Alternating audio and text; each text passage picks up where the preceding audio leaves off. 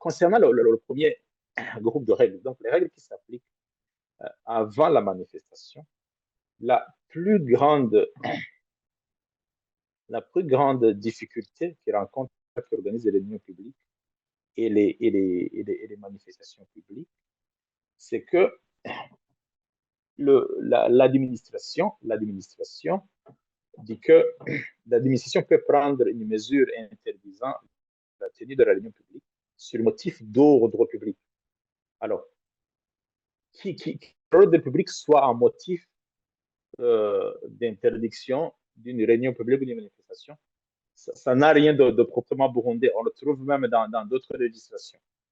Le problème chez nous, c'est la manière dont est définie la notion d'ordre public. Là, il y a quand même un problème.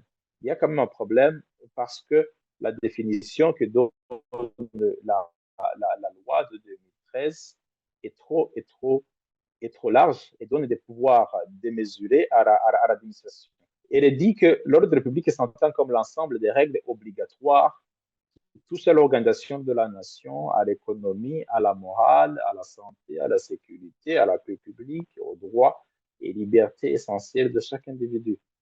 Bon, en fait, il y a un problème déjà technique parce que c'est une définition de l'ordre public tirée dans notre domaine du droit, mais cela n'est pas le sujet ici. La loi aurait dû emprunter une définition de l'ordre public qui suit les critères traditionnels en matière de police administrative, comme on dit, et donc qui se limite à la question de la tranquillité, de la sécurité et de la salubrité publique. Et sinon, si on adopte cette définition trop large, comme je viens de vous la donner, l'administration, en fait, peut limiter les libertés comme elle l'entend, et en restant dans les limites de la loi. Et ça, c'est un problème. Ça, c'est un problème. Et un autre problème qui se pose avant que la réunion publique ou la manifestation ne se tienne, c'est le problème des recours. C'est le problème des recours.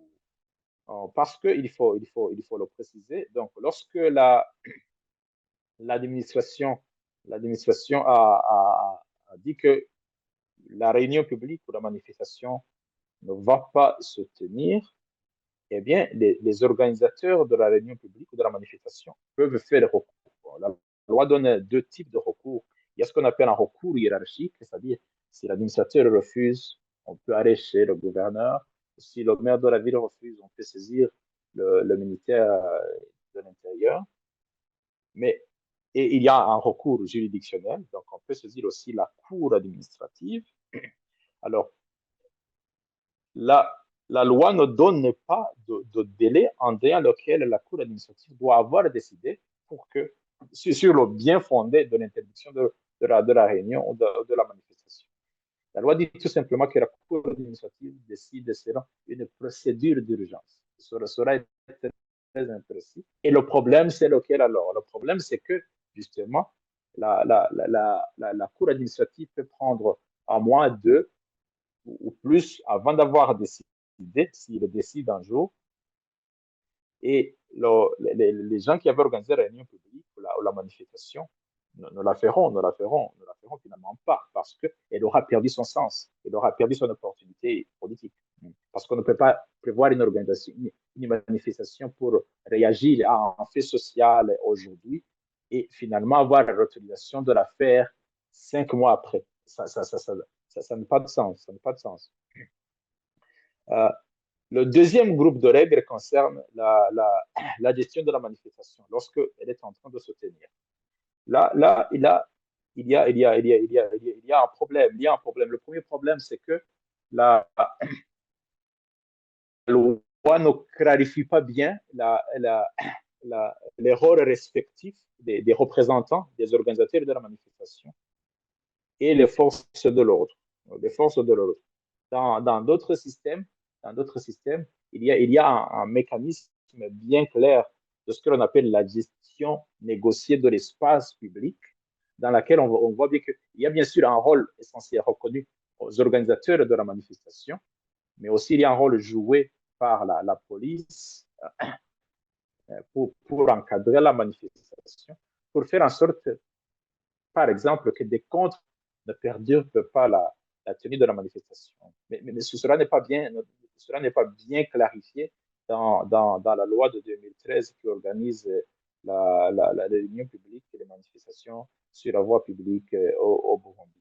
L'autre problème, c'est que la loi de 2013 dit que l'autorité administrative peut envoyer un délégué sur le lieu de la réunion publique ou de la manifestation. Et ce délégué a en fait les mêmes pouvoirs que l'administration. Mais dans le contexte du seulement, sans préciser un agent en cadre de l'administration, pouvoir ou un jeune Imbonerakure soit envoyé. Il suffirait tout simplement qu'il porte un document écrit de l'administrateur. On resterait dans le cadre de la loi. On resterait dans le cadre de la loi. Alors là, la loi quand même est lacunaire à ce propos parce que il faudrait bien qu'il s'agisse de quelqu'un que l'on peut identifier et dont on peut engager la responsabilité relativement facilement s'il abuse de ses pouvoirs.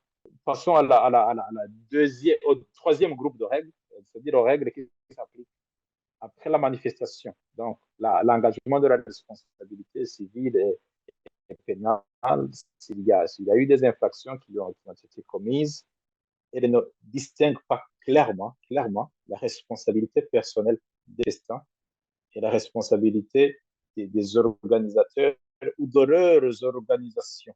Qu'est-ce que cela veut dire?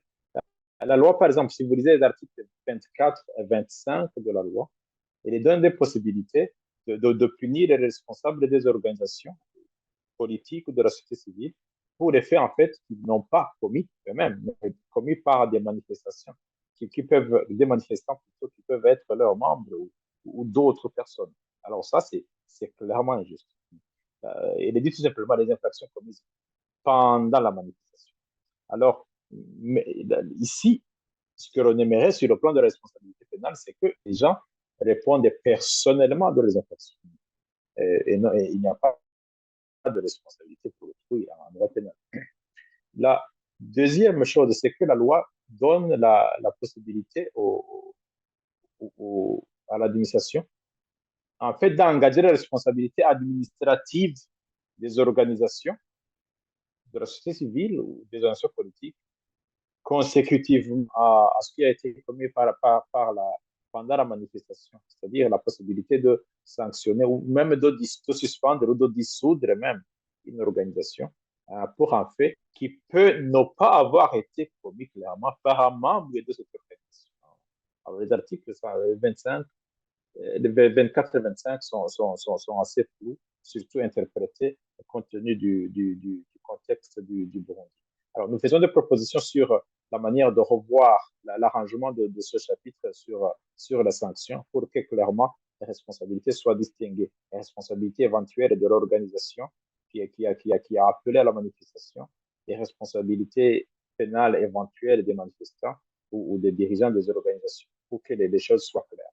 Et surtout pour que dans cette partie, on puisse prévoir la responsabilité pénale et civile des gens, des militants politiques qui pourraient empêcher la manifestation, des contre-manifestants ou des agents des forces de l'ordre qui limiteraient de manière démesurée l'exercice de cette élude.